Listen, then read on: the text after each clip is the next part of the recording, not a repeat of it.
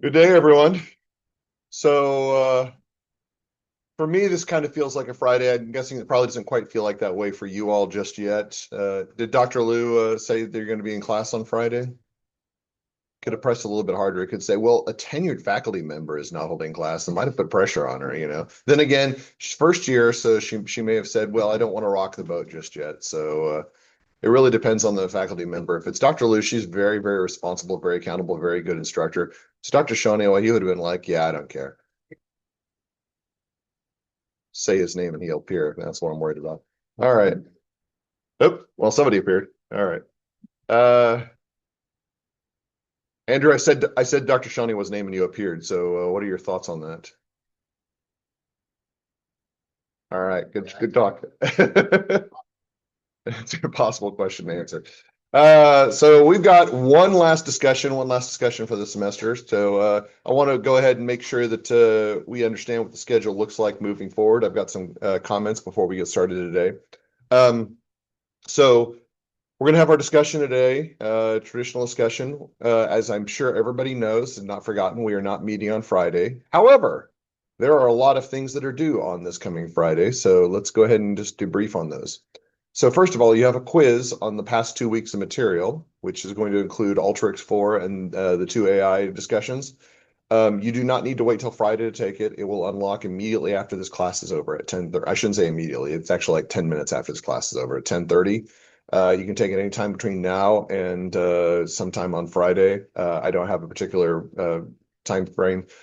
Please get it done before the end of the week. That's my big request. If you don't take it, I'll probably send you an email that says, please finish this. Also, keep in mind that I am giving you a lot of leeway on this. You can take it whenever you want. So I'm giving you a lot of trust on this. Please do not betray that trust by using notes or outside resources on this. You do need to take them under the same conditions you take other quizzes.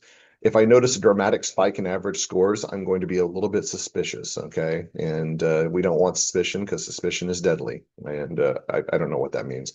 But yeah, you know, that's just, I was quoting a phrase that I heard one time.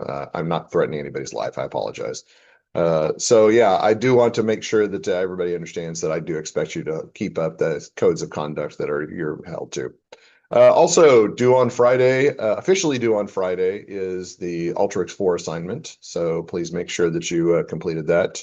And then unofficially due on Friday is the third AI deliverable. The reason I say that is because technically speaking, it was due on last Friday, but I did allow you extension.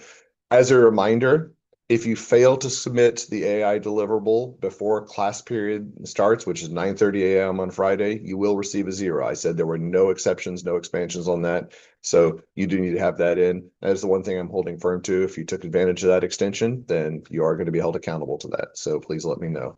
I say no exceptions if like your car catches fire for some reason. I may make it good, but that being said, don't go set your car on fire for the purpose of extension. That I will say that that's probably an overreaction. All right, then we have presentations when we get back from break. So hopefully everybody enjoys their break, and then we got presentations coming up. If you're planning on working on presentations in the next few days or working over break, I wanted to give you some tips on this. So some questions come up.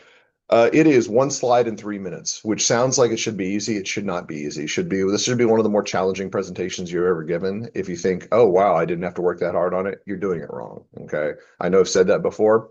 So the first thing I'm going to tell you right now is do not try to include all of the information about your presentation on the slide. If you do that, it will not go well. As I've always said in other presentations and other classes, is that basically the presentation should come from you, not from that single slide. The single slide is something that's supposed to be attention grabber, but the majority of the presentation content should come from you. If you're trying to present all the information that you did over the course of your project in one slide, basically nobody's going to be able to interpret any of it.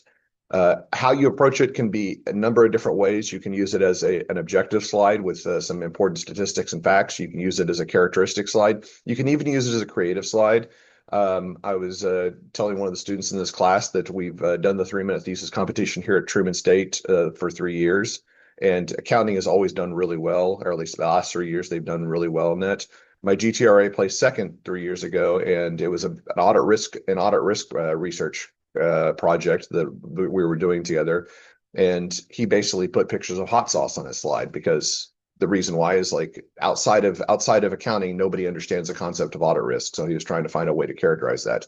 So if you want to use your creative skills to say, all right, I don't think that I can present this in an objective way. Let me find some sort of analogy that I think would be more effective. That is completely up to you. There's no boundaries on how you present this other than the fact that you should not try to present everything that you're researched on. That's not going to be successful. Last year, I basically said that I basically told my students that 3 minutes I was going to cut them off hard stop. I did not give them a timer. I realized that that was a really, really cruel thing to do. And so I'm going to be sitting right here in this front row. I will have my iPad up with a timer going from the time you start your presentation. So you will know exactly how long you have. Once you have 3 minutes, you're done. Okay. So you will need to practice some to make sure that you get it in under 3 minutes. You also need to practice to make sure that you're not doing a minute. If you do a minute presentation, it seems unlikely that you'll be able to present your content sufficiently in detail. If you get to 2 minutes, there may be some presentations that you can do effectively in 2 minutes. My expectation is you should be shooting for between 2.5, 3 minutes of content. And you should practice that a few times to make sure you're doing that. But yeah, I'm going to be trying to watch the cutoff to make sure that we hit right at 3 minutes, and you'll have a timer going through the entire time just to get you ready for that. But that's what we expect. Presentations will go in what the sign-up sheet says online. So if you're signed up on Monday, you'll be presenting on Monday, first thing we get to class when we get back to campus. So that's no. All right. Are any questions about anything we covered? Again, if you have any issues, you can send me an email. If it's relevant to the entire class, I will go ahead and shoot out an email to the entire class. But I think we got everything covered. Let's go ahead and talk about our final topic this semester, which is again artificial intelligence, but something that I kind of came up with as a topic last year because of some discussions that I had with other people. So one of the ironies about this particular discussion is that ESG was really, really prominent in the accounting vernacular about 5 years ago. Okay. It was one of those things that said, this is the future of accounting. This is where accounting is headed. And the irony is that ESG has kind of fallen out of favor simply because AI has gained such prominence in accounting. And so the replacement of value has kind of taken place, is that everybody's very concerned about, all right, what is the company doing to develop AI tools? What are they doing to develop these machine learning tools that we're going to be using in the future? And ESG has kind of become an afterthought. So the irony of putting these two together is not lost on me. But I do think this is really important because of the discussion that I had, and that is that we are going to be facing some really, really serious questions about environmental, social, and governance issues with respect to AI. And some of these are very, very obvious. The environmental concerns are going to be very, very prevalent, but there's also a lot of other concerns that kind of hit this area as well. So I thought this was an interesting discussion to have, and I thought that'd be something that we need to think about. As always seems to be the case, and I made a joke about this last semester, and I felt that it was kind of in poor taste. But the joke is that it seems to be generations around mine and before mine are the ones creating these problems and then leaving it to you all to solve them. This is one that I'm really concerned about, that my generation and probably the generations right around mine are creating this massive issue that is going to only create problems in scale, and then your generation is going to have to figure out a solution for this. I hope that's not the case. I hope that we are a little bit more responsible with this particular issue, considering our lack of responsibility in other issues. But it is something that I am very concerned about. So we're going to talk a little bit about this and go into some detail about what we think the issues are and what are some possible solutions. The answers are going to be probably a little bit unsatisfactory. Unfortunately, we're not quite to where we need to be as far as our scoping on this, as far as our scope on this. But hopefully this will facilitate some sort of thoughts in your mind, which I realize is kind of a bummer to end the semester on, is something that's like, well, this is bad news, guys. So we got some bad news. But I do think it's an important discussion to have. So first question I had you all is I wanted you to look at the ESG risk of AI. And according to the Balanced AI Risk Benefit section of the first article, what are current and future concerns related to AI? And within the list, would you categorize these as environmental, social, governance issues? So question for each one. So there's 5 of these issues, and fortunately we have 5 groups. So I'm going to ask each group for one of these and then what their group identified as, whether it's an ESG issue or not. Okay. So we're going to start off with the first group. Now, I've got a little bit of an issue on this first group, okay? Because I know that Tyler is the leader, and I have it listed as Tyler W being the leader, but I also noticed that online, Tyler M submitted all the documents, okay? So was this kind of a troll aspect that one of you decided to mess with me, see if I caught that? Because I did, okay? And I'm happily tempted to have you guys read the answers in harmony, okay? All right. So who's going to read the answer? Who wants to be responsible for that? All right, Tyler W. We're going to call him the OG Tyler. I'm not sure that what makes you Tyler, other Tyler. Yeah. Tyler OG. So Tyler W. What is the first of these five issues? Large scale job loss, and you identified that as so. Okay, yeah. So large scale job losses. Now I know you're tired of hearing this, but I've heard this many, many times, and we're going to talk a little bit more in context about this particular issue because I do think it's a little bit more fuzzy than it used to be. So I've said in class, in other classes in this class, I made the statement, and you probably could repeat it verbatim with me right now, is that AI will not cause job losses, but people who can use AI will replace those who can't. All right. I don't know how effective that is. I do think that there's some credence to that, particularly if we're talking about professions that require some level of professional expertise, like accounting professions. That being said, there are some concerns in this area. There are some definitely concerns. Did anybody catch the PwC debrief that occurred over the summer? I guess not the PwC, the PwC press release. I believe it was over the summer. It may have been end of last semester, but PwC announced that in about 3 years that they're going to be hiring about a third fewer new positions. And a lot of the accounting educators were up in arms about that, saying, "Okay, that's ridiculous. That's a bad approach." So PwC's logic is that these technology tools are going to basically replace some of the work that entry staff is already doing. And there's also some argument with outsourcing tools being used in this regard. I don't know how many of you had a chance to meet with the advisory board personnel that were here last Friday, but Matt Maynor, who was an audit partner with KPMG, was talking about how they're currently using outsourcing tools with a lot of their work paper preparation. So your responsibility if you go into the work world will not be preparing work papers, but it'll be reviewing work papers and making sure they're accurate. So that's one thing to consider, but also the AI tools themselves are getting to the point where they can develop this content very, very effectively.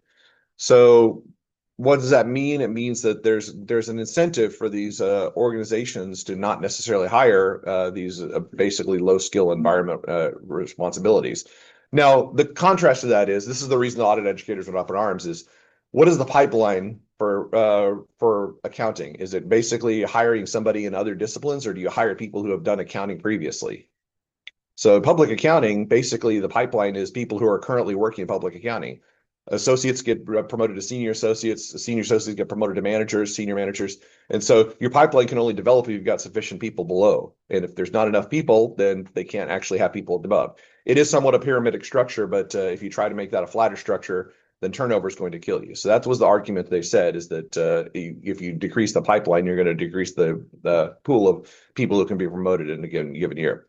So we'll see how it works out. It may just be that PwC was making that statement and they're going to come back and say, "Oh, sorry, we made a mistake. Okay, we need to have more people because we have to have a future with our organization." But yeah, that's certainly one of them. What is the second one? Mary, what'd your group identify?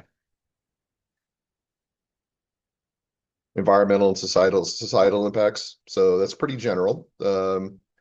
So what would be an example of an environmental societal impact that you would identify?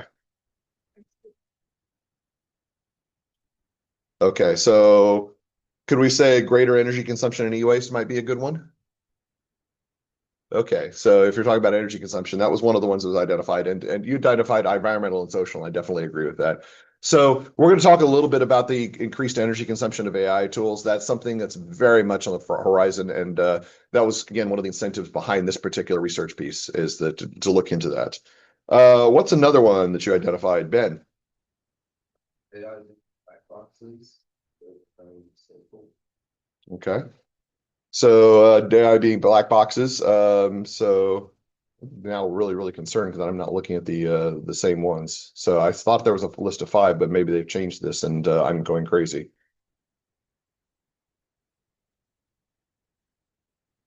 Okay, all right. So I didn't. Okay, so there's not a specific list, and my apologies because the list that I'm looking at is going to be is there. Okay, so it was the ones here. Um, Okay, yeah. So being black boxes. So a little bit more detail. What would you say with respect to black boxes? What does that specifically mean? how we know what we prompt it with and what they give us as a result, but we have no knowledge of how it got there, which does create a risk. Right. So we don't really understand the nature of the output. Okay, we don't really know to say an output. Now, logically speaking, what could if we could see inside the black box, could we predict the output if we knew what the inputs were and the process of which uses it to achieve an output? I mean, logically speaking, if we understood the input and we understood the processing mechanism, yeah, that's kind of the whole argument of a black box is that it's not transparent, it's opaque, and we can't actually figure out what's going on. So I think the way that I characterize this is I said that this is going to be a problem with respect to biases and discrimination existing in these tools is that if we aren't able to regulate this, aren't able to manage this particular area, then this is just going to become a bigger problem over time. Is that there's going to be an expansion of these biases and this existing discrimination within these systems. Okay, Meg, what's your group come up with?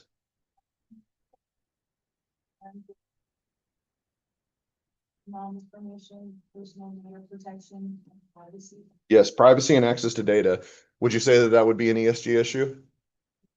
Okay, so I think this is probably a big social issue with respect to that. Probably the biggest one. There's definitely governance mechanisms embedded in there. So the AI tools are generally considered to be trained on public data. Now, that's what the disclaimer is. I don't know how accurate that is. I would say that there's probably some private data being mingled out there simply because it's probably publicly available. I would say that to some degree, everybody in this room has some sort of data that's it's accessible to AI tools whatsoever, whether that's something that you involuntarily or voluntarily disclosed. And so there's going to be some concerns about privacy and what information is going to be shared. We already know to some degree that AI tools do not get it right all the time, even with publicly available data. There was the joke, I think I shared it in this class, about how Dr. Caden tried to do a profile. I tried to have AI write a profile about me with a picture of it. And it got the profile right, did not get the picture right. Okay. It was not a picture of me, not an image of me. So apparently, even though there's a whole bunch of publicly available data, it's not necessarily categorizing it as effectively.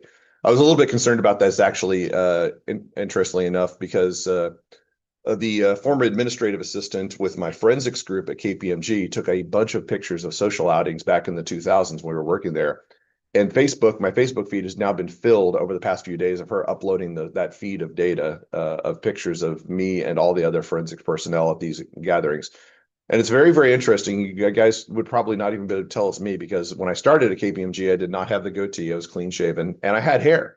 Yeah. So, but the more issue is not so much what the images of me look like, the fact that there are being images dispersed of me without my consent. Now, again, it's Facebook. It is what it is. I'm not that concerned about it, but are some privacy concerns, especially if it's in a forum where it could be publicly accessible, especially the AI tools. What's one more, McKenna? Greenhouse gas emissions. Yeah, so we got some problems there with respect to this is related to the idea of energy consumption e-waste. We definitely have some environmental concerns in this area. Now, greenhouse gas is kind of an old terminology simply because this came to prominence back with the big industrial productions of the 60s and 70s, where there was not any regulation over environment. And so these organizations that were in manufacturing were just churning out pollutants all over the place. We're not to that same place anymore. I think, at least not in the United States. We can argue that other countries, particularly China, still are having problems in that regard. But AI has the potential to exceed that by a degree of magnitude. And there's some really big concerns about when they need this energy and consumption, they aren't going to care where they get it, just as long as they get a hold of it, simply because it is a very, very power consumption process. So yeah, those were kind of the five that we talked about within there. And depending on how you categorize those, those would all be listed there. But so just to reiterate, large scale job losses, definitely ESG, greenhouse gas emissions. I think that's the environmental on ESG. That's the easy one. Greater energy consumption and e-waste, again, environmental. Privacy and access to data, that would be more social and possibly governance. And then exacerbation of discriminations, the black box issue that we talked about, that's going to be an ESG issue. All right, so moving on. Question number 2 says, with respect to sustainability and energy consumption, the second article provides some alarming figures with respect to AI. Were you all alarmed by those figures? Okay, so how many of you are familiar with those figures before you'd read those? So some familiarity. Again, this was a little bit surprising to me. One of them I'd heard before. I'd heard it kind of in used in passing. The other one was kind of interesting. So what are some of the comparative analogies provided in the article? So there were two that really, really jumped out. Tyler W., which of these did you identify and thought were interesting? Said both. Yes, please. Okay, a single element interaction may consume as much power as leaving a low brightness LED light bulb on for an hour, and also that AI technology could be on track to manually consume as much electricity as the entire country environment. That's something right there. Okay, and I think that based on the increase that we've seen in the past year, this article is a little over a year old. I think that this may be lowballing it now.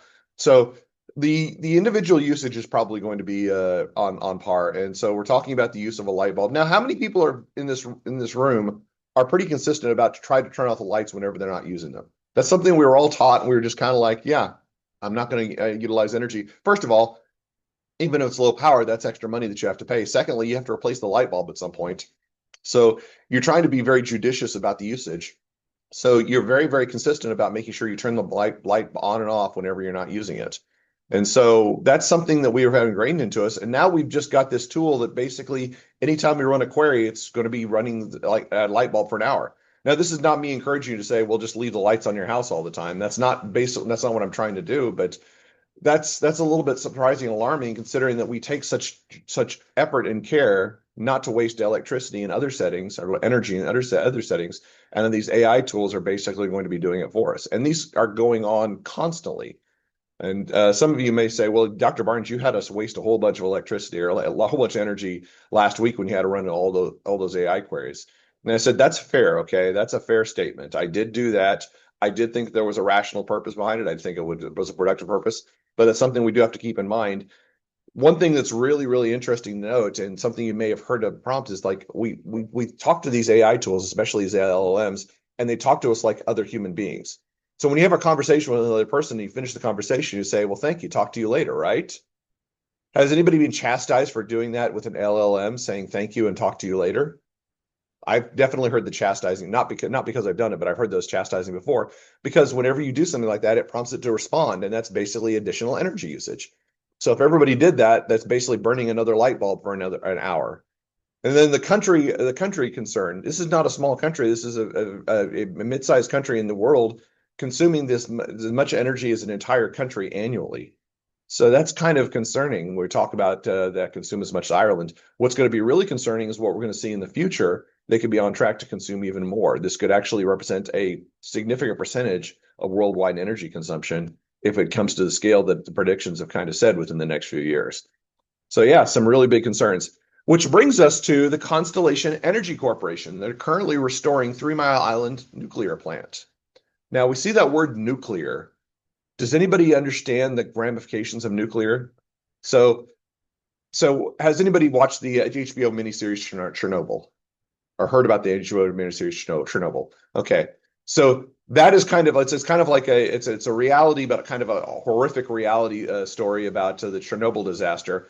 Now, 3 Mile Island suffered not a similar disaster. It's much lower on scale, but there was some nuclear fallout from the disaster. This is, I believe, is 1978 that occurred. An interesting story that the nuclear fallout was entirely due to something that we've talked about. So, anybody want to guess what conceptual structures were lacking at 3 Mile Island that caused the fallout? Controls, operating controls specifically. Yeah, there was a lack of assignment of responsibility and a lack of safeguards in certain areas. And so the controls failed. And that's what caused the disaster at 3 Mile Island. The interesting part about this is, and this is going to be something that we'll have to kind of get grasp around. You hear the term nuclear in this day and age, and it's kind of like, oh, nuclear energy, I guess that's a viable option. You heard this in the 1980s, you're like, this is going to destroy the world. Because at the time we were going through the Cold War and basically had the nuclear standoff with Russia, and there were so many nuclear weapons that everybody was assumed that one missed launch and the entire world was going to be destroyed 100 times over. And so nuclear energy got a really bad rap, especially from some disasters that were not necessarily nuclear energy's fault, but just bad operations and bad planning on the part of the operators. So the lack of controls in the place of 3 Mile Island and the lack of oversight in the case of Chernobyl created these disasters, and everybody said nuclear energy is too unsafe. We have to shut it down.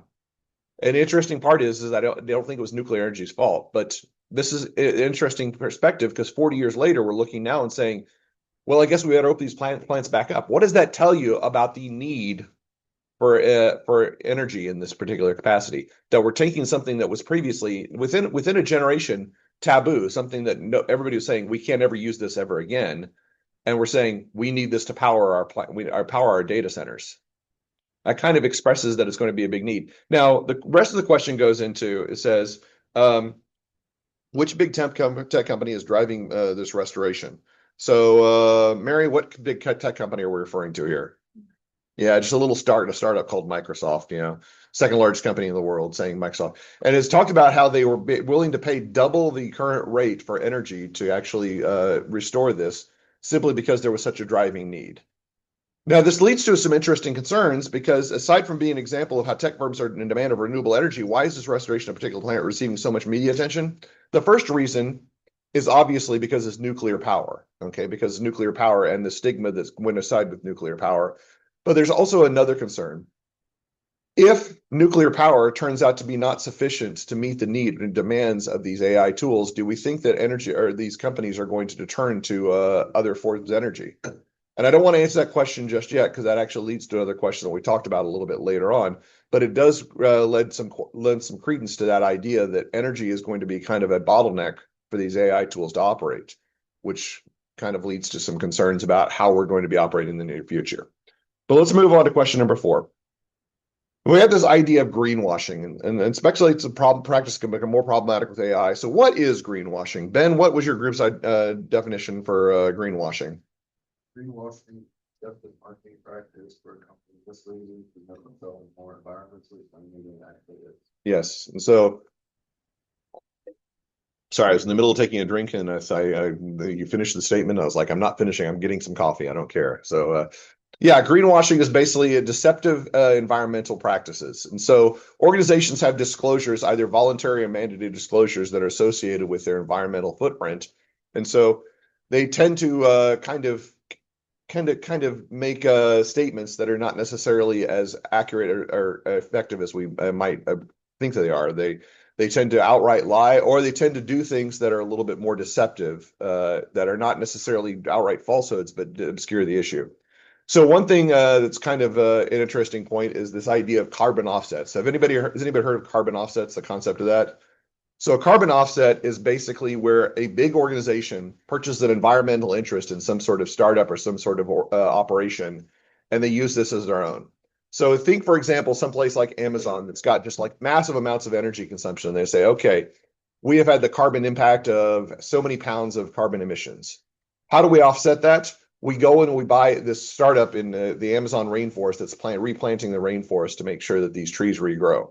And so they say, our environmental impact is zero. We have zero net carbon emissions because even though they've got substantial carbon emissions, they planted some trees in the Amazon rainforest that will eventually offset those emissions that they've had. Now, how do you all feel about that? Do we think that that's a practice that should be relied upon? There probably should be some more transparency in that particular practice. So there's some real concerns with respect to carbon offsets, and I'm not going to get into this because this is not necessarily a carbon offset discussion. There's some real concerns that organizations are very, very unclear, or they're very, very they're fraudulent even with this carbon offsets. They say things that have massive carbon offsets that only have minimal impact to try to overinflate what their true footprint is, or to try to mislead people as to what their true footprint is.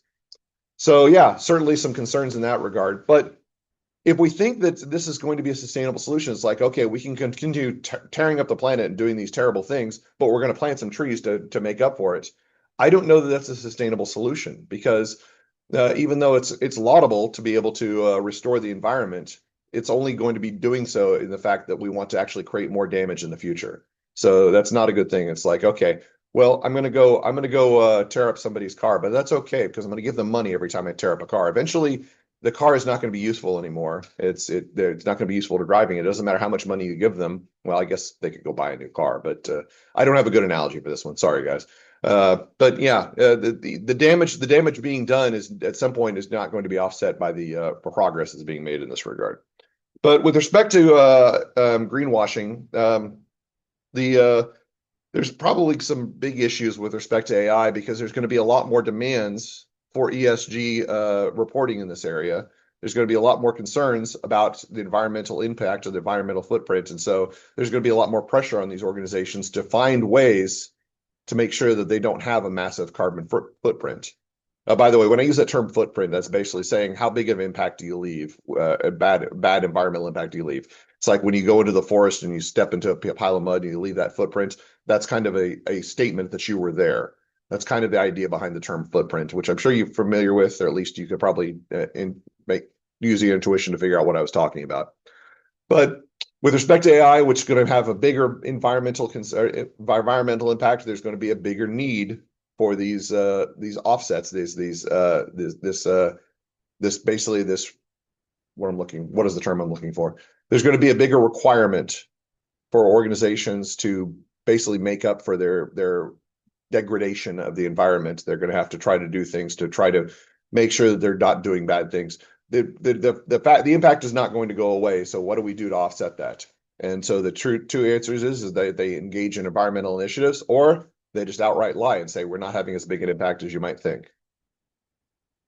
All right. Question number 5. One pattern in technological development over the past century has been the technological project is aligned with technological efficiency. Is that true? Can we identify something where technology is very, very easily discernible? Like, think about it this way.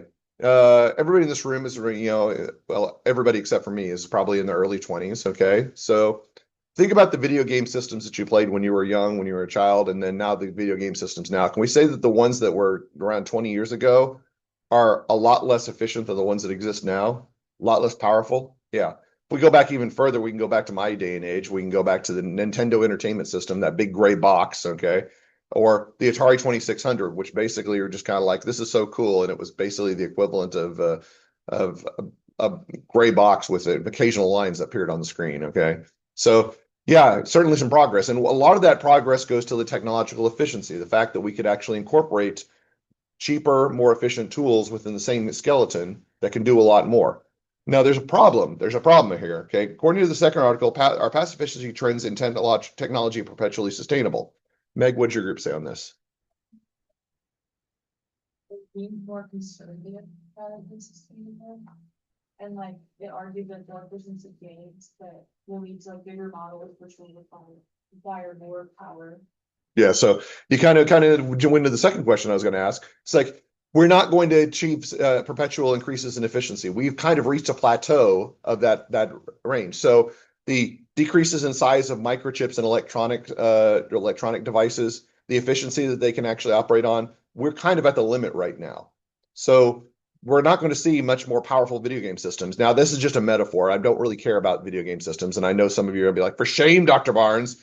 I'm looking for a real life Call of Duty type platform. I want to have holograms at some point in the future. But with respect to technology in general, what does it mean when we can't become more efficient with our devices? If an iPad is going to be that's kind of the maximum computing power we can have in that size of a device. If we want to have a more powerful system, what does that mean for the size of the device? It has to get bigger, okay? So a bigger device is going to naturally draw more energy. It's going to draw more necessary for resources. So if we want to increase our computing power by a magnitude of, say, 2 in the near future, what does that mean for the resources that we will need in the future? So consider the existing resources we have on the planet. We want to increase our computer power by a magnitude of 2. How much does that have to increase our magnitude of resources? By the same amount, okay? So we have to increase our computerized devices by 2. We have to increase our energy output by 2. It's going to increase overall usage by a magnitude greater than 2, because you're going to have to actually increase the number of both the number of resources and the amount of the number of electronic resources and the amount of energy by the same factor. So we're probably talking about closer to a magnitude of 4. If we want to do that threefold, we're probably talking about a magnitude of 9. That's a really scary prospect, because we're already talking about resource constraints that exist in this day and age. We're not going to get more efficient. So what does that mean? It means that the resource demands are going to become potentially more catastrophic in the future. Now, that can go one of two ways. One, organizations can basically say there's a ceiling on how far we can develop. Second, they can continue developing to the stratosphere, and then these resources that are used for other purposes will become impractical for other people to have. So organizations say we want to use AI tools, and we want to basically have all these devices that we can use AI tools. We're going to increase our scope in this by a magnitude of 2. That's going to increase the price of those devices for other users by something that they can't afford. And we're already kind of concerned about the affordability of current resources in this day and age. So that's a big concern as well. So ultimately, the second article includes the true solution to sustainability with respect to artificial intelligence technologies is self-restraint. Is this a realistic solution? McKenna, what do you think? Is this a realistic? Did you and your group think on this one? I would love to know why.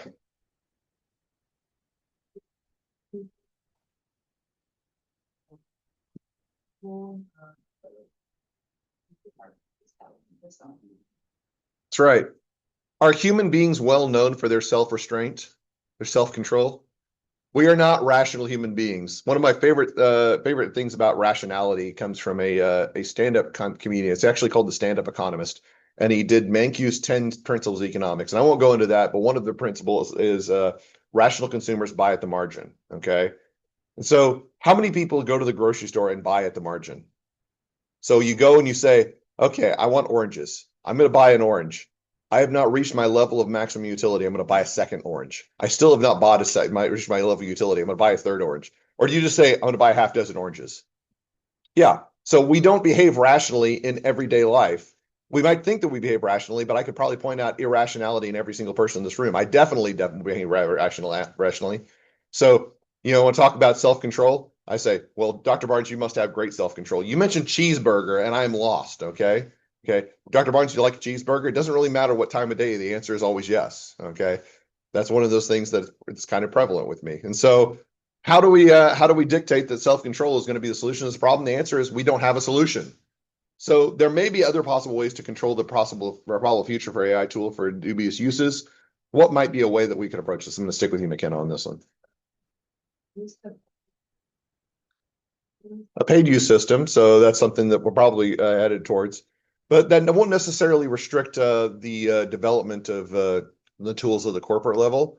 So I think that a paid use system will go a long ways to restricting just kind of wayside usage instead of people saying, write me a poem about cats on LLM tools, just basically burning in an hour's worth of light bulb usage because they wanted to have a cute poem about cats. Yeah, that might be a way. But what might be a corporate level employment? What my corporate level tool? What is that R word that we don't like, that would like to use, but is necessary? Regulation. Regulation might be what we're heading for in this area. Regulating the actual use and the development of AI tools. I think this is going to have to become more and more prominent. The problem is the question is government captured in this area? When I say government captured, basically capture is a term for saying that they've got existing interest in this. So they may just kind of roll over and say no regulation in this area because it benefits them to say that.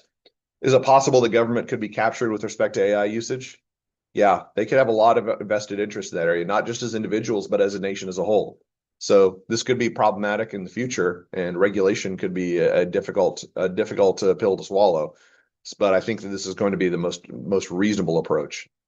So question 7, while it could be argued that the actual risks associated with nuclear energy are significantly less than the public perceives, the fact constellation of restoring the nuclear plant emphasizes that companies are willing to ignore previous taboos due to the increasing need for more energy. We talked a little bit about why that is.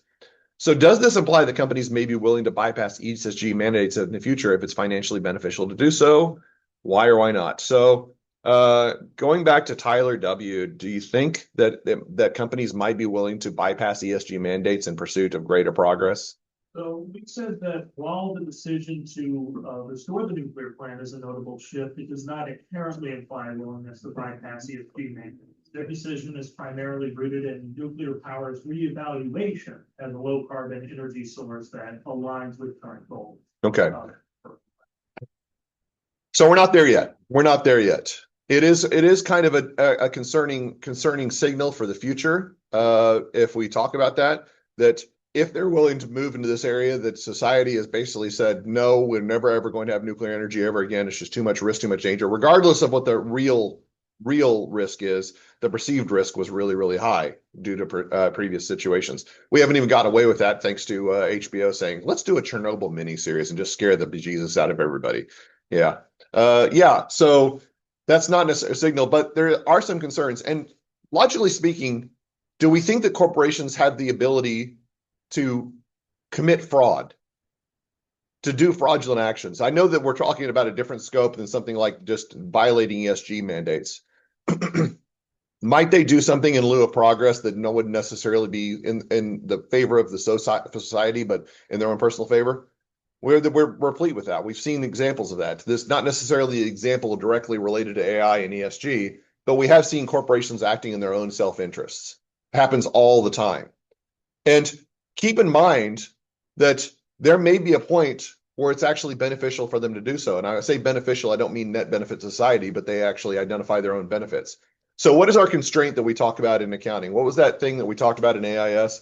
SFAC number 8, the pervasive constraint of accounting information. I expected everybody in the room to immediately say, Dr. Barnes, that's the benefit of accounting information must be greater than the cost of providing that information. I had expected 18 or 17 voices in unison. I got 0 voices in unison. All right. So the benefit of accounting information has to exceed the cost of the information. So benefit is greater than cost. And that's basically a maximum that we could actually operate with for business as a whole. What if ESG penalties are so low, violations of ESG mandates are so low, that companies are like, we'll go ahead and pay the fines for violating ESG as long as it means increasing progress in the future. That would be a direct identification of a particular trade-off that they'd be willing to sustain. Now, is that the full trade-off?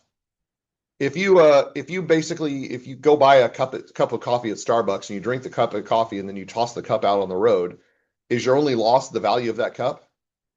Or does society incur a loss by having to have somebody clean it up or having that decay on the side of the road? Maybe have a bird peck at it, eat some plastic and get very, very sick, something like that. There are externalities that are associated with our actions in that regard. And those are not directly attributable, maybe not even quantifiable, but they still represent costs. So can we even truly identify correct costs in this particular vein? It's really, really challenging because we operate on a world of quantifiability. We operate in a world of quantifiability, and some of these costs are not necessarily directly quantifiable. We don't know what the future impacts could be, especially if we're talking about environmental impacts. That's something that's really, really problematic.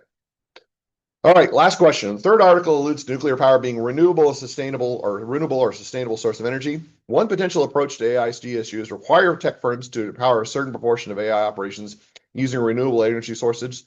What are some ways this approach might be beneficial? What are some ways that it might not? And do you think that the approach will ultimately be feasible? So let's just split this up. I kind of asked the questions all together. So what are some ways that this approach might be beneficial? Mary, what'd your group say?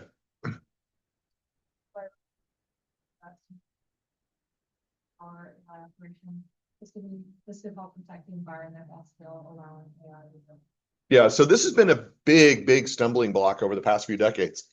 Organizations have been very, very slow to adopt renewable energy sources.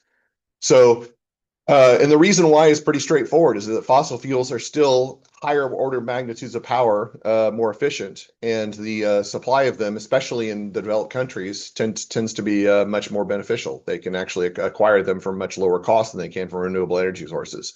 But the forcing progress in this regard, saying AI needs to be operated through renewable energy sources, may actually be beneficial for our society as a whole. So that's a possible solution. What are some ways that it might not? This is a much more challenging question, Ben.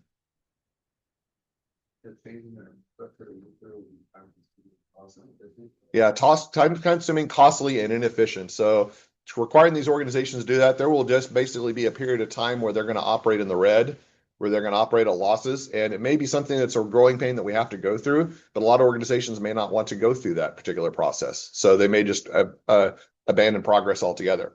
There's also some other arguments. If we talk about renewable energy sources, are these renewable energy sources completely free without chaos, from chaos? Like, has anybody ever listened to the chatter that goes on in Kirksville about the wind farms north of town?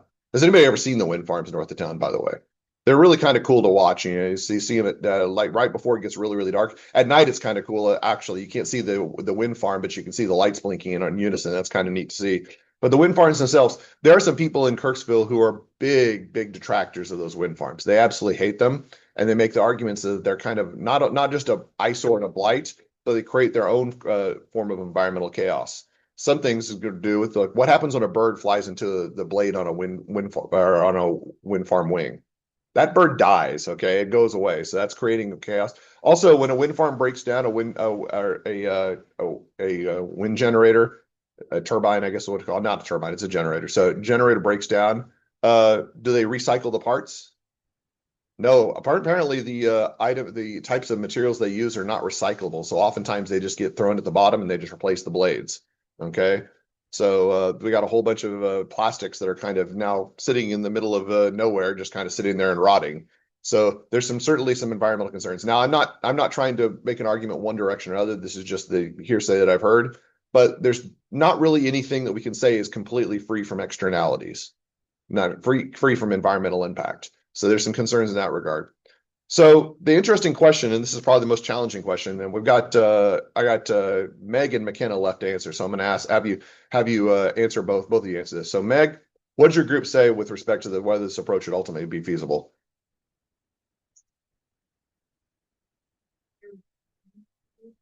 Like if, they're not working on like a short, it's like timeline and like it would be possible. Okay, if we have a long enough timeline, if we could actually provide the necessary incentives, then it could be feasible. Okay, and I would like to believe that that's the truth. I would like to believe that all of us are kind of moving to the same direction of that. Now, McKenna, I'm giving you the hardest question of the entire semester. Why is Meg wrong? I am fine with that. We heavily talked about misaligned incentives between government and tech companies, and we're not turning towards more renewable resources. So.